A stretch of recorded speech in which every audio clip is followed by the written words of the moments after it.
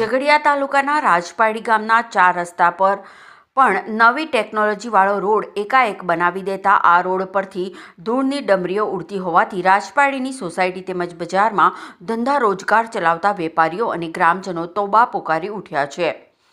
ઉડતી ધૂળના કારણે બજારમાં ખરીદી કરવા આવતા લોકોને ફ્રૂટ, શાકભાજી, અન્ય ખાણીપીણીની ચીજવસ્તુઓ ધૂળવાળી ખરીદવી પડે છે, જેનાથી ગંભીર બીમારીના શિકાર બનતા હોય છે। રાજપાડી ગામના પ્રજાજનો દ્વારા વારંવાર બિસ્માર રસ્તા બાબતે રજૂઆતો કરવા છતાં તંત્ર દ્વારા યોગ્ય પગલાં લેવામાં નહીં આવતા સ્થાનિકોએ વાહન વ્યવહાર અટકાવી દીધો હતો। અલકાપુરીમાં રહું છું, અમે એકલો ડર જ ખાઈએ છીએ, બીજું ખાઈને જીવી શકતા બી નહીં। એકલા ડર, આખો દિવસ ઘરમાં એકલો ડર જ મળે, કચરા પોતું કરો ને ઘરમાં રહો, એકલો ડર જ મળે। આજે ઘરે નિર્ણય આવે કે ઘરે રોડ સારો બને, હું એવું કહું છું તમને। આજે મારી મહિના ઉપર છે, બીમાર છે, આ ડરના હિસાબે એને ટીબીની અસર આવી ગઈ છે। આજે કેટલા દવાખાનો જઈએ છીએ, અમે રોજ દવાખાના દોડીએ છીએ, અત્યારે બી જવાનું જ છે અમારા અંકલેશ્વર।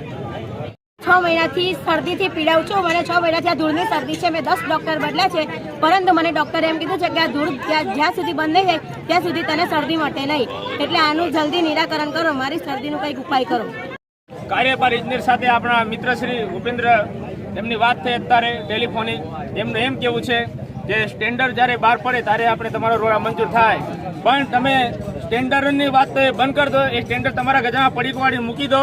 પણ તમે જ્યારે આપણા પ્રાઇમ મિનિસ્ટર અહીંયા આવવાના હોય કેવડિયા સ્ટેચ્યુ ઓફ યુનિટી જવા માટે, ત્યારે 15 દિવસ પહેલા રોડ બની જાય, તો ત્યારે તમે એ ટેન્ડર ક્યારે રાતોરાત તમે મંજૂર કરો છો?